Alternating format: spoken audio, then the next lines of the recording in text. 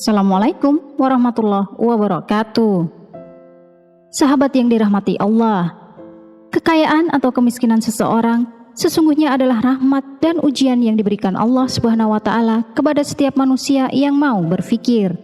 Rasulullah pernah menyinggung bahwa kaum miskin adalah kaum yang dicintai Allah. Namun Rasulullah juga mengajarkan untuk memohon rezeki kepada Allah Subhanahu wa Ta'ala. Bahkan doa beliau itu dibaca berkali-kali setiap kita duduk di antara dua sujud dalam sholat.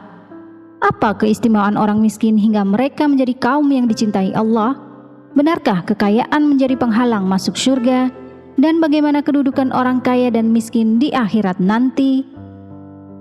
Simak video berikut hingga akhir agar mendapatkan informasi yang lengkap mengenai dakwah Islam. Namun sebelumnya jangan lupa klik tombol subscribe, like, dan lonceng notifikasi.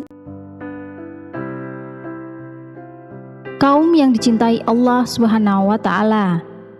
Salah satu ujian yang diberikan Allah Subhanahu wa Ta'ala kepada umatnya adalah harta. Menjadi miskin tidak serta-merta membuatnya otomatis masuk surga. Namun kesabaran, ketabahan, dan ketakwaannya lah yang perlu diperhatikan. Sebab tak jarang pula kemiskinan membawa mereka dalam kekufuran. Sesuai sabda Rasulullah Shallallahu Alaihi Wasallam, kemiskinan itu dekat kepada kekufuran. Hadis riwayat Abu Naim. Kekayaan yang dimiliki seseorang menjadi ujian bagi pemiliknya.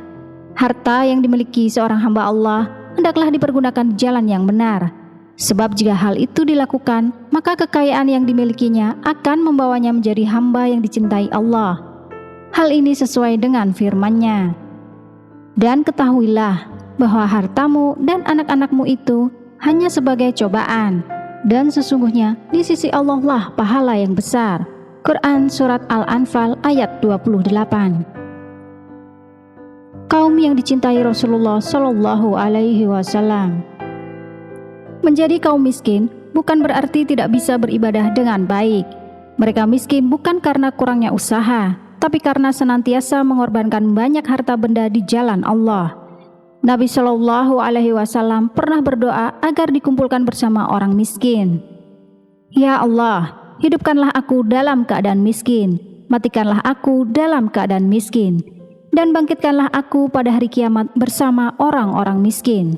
Hadis riwayat Tirmizi. Rasulullah Shallallahu Alaihi Wasallam memberikan perlakuan dan kasih sayang yang tulus kepada orang miskin. Kitab Al-Barzanji telah menceritakan bagaimana kedekatan Rasulullah dengan orang miskin. Dikisahkan bahwa Rasulullah Shallallahu Alaihi Wasallam duduk bersama mereka, membesuk mereka yang sakit, menggiring jenazah mereka yang tidak pernah menghina orang kafir. Orang miskin akan memasuki surga mendahului orang kaya. Menjadi orang miskin tidak harus disikapi dengan kesedihan.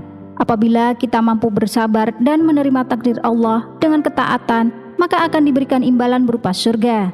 Hal ini sesuai dengan hadis yang berbunyi, dari Abu Hurairah, Rasulullah Shallallahu Alaihi Wasallam bersabda, orang beriman yang miskin akan masuk surga sebelum orang-orang kaya, yaitu lebih dulu setengah hari yang sama dengan 500 tahun.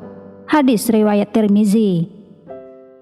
Terdapat penjelasan dari kitab Tuhfatul Ahwazi bahwa suatu hari di akhirat sama dengan 1000 tahun di dunia. Hal ini sesuai dengan firman Allah Subhanahu wa Ta'ala.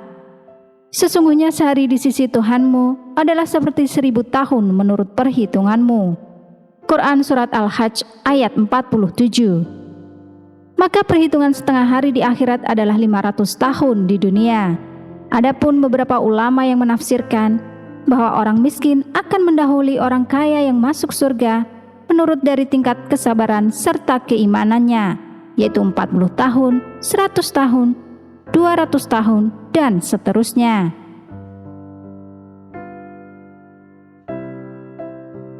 Dalam hadis telah ditegaskan bahwa penghuni surga kelak adalah kebanyakan orang miskin. Hadis tersebut berbunyi, maukah aku beritahu kepada kalian siapakah ahli surga itu? Mereka itu adalah setiap orang yang lemah dan dianggap lemah oleh para manusia. Tetapi jika ia bersumpah atas nama Allah, pastilah Allah mengabulkan apa yang disumpahkannya. Maukah aku beritahu kepada kalian siapakah ahli neraka itu? Mereka itu adalah setiap orang yang keras, kikir, dan gemar mengumpulkan harta, lagi sombong. Hadis riwayat Bukhari dan Muslim. Kekuatan doa orang miskin. Rasulullah pernah menasihati seorang sahabat, sebab seorang sahabat tersebut merasa dirinya memiliki kelebihan dari yang lainnya. Kalian hanyalah mendapat pertolongan dan rezeki dengan sebab adanya orang-orang lemah dari kalangan kalian. Hadis riwayat Bukhari. Pada umumnya orang miskin tidak memiliki ketergantungan pada dunia. Hal ini dijelaskan oleh Ibnu Battal. Ibadah orang-orang lemah dan doa mereka lebih ikhlas dan lebih terasa khusyuk, karena mereka tidak mempunyai ketergantungan hati pada dunia dan perhiasannya. Hati mereka pun jauh dari yang lain, kecuali dekat pada Allah saja. Amalan mereka bersih dan doa mereka pun diijabahi. Dengan memahami penjabaran di atas, sudah sepantasnya kita selalu bersyukur atas nikmat yang diberikan Allah Subhanahu wa Ta'ala. Menjadi orang miskin yang beriman dan menjalani kehidupan dengan kesabaran serta tawakal Allah akan membawa kita pada pintu surga. Bahkan akan didahulukan 40 tahun, 100 tahun, atau bahkan 500 tahun lebih cepat dari orang kaya. Namun orang miskin atau kaya yang terbaik dari keduanya adalah siapa yang paling bagus takwanya. Dialah yang kelak mendapatkan derajat paling tinggi di sisi Allah Subhanahu wa Ta'ala.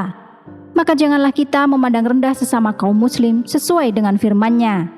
Hai orang-orang yang beriman, janganlah sekumpulan orang laki-laki merendahkan kumpulan yang lain. Boleh jadi yang ditertawakan itu lebih baik dari mereka.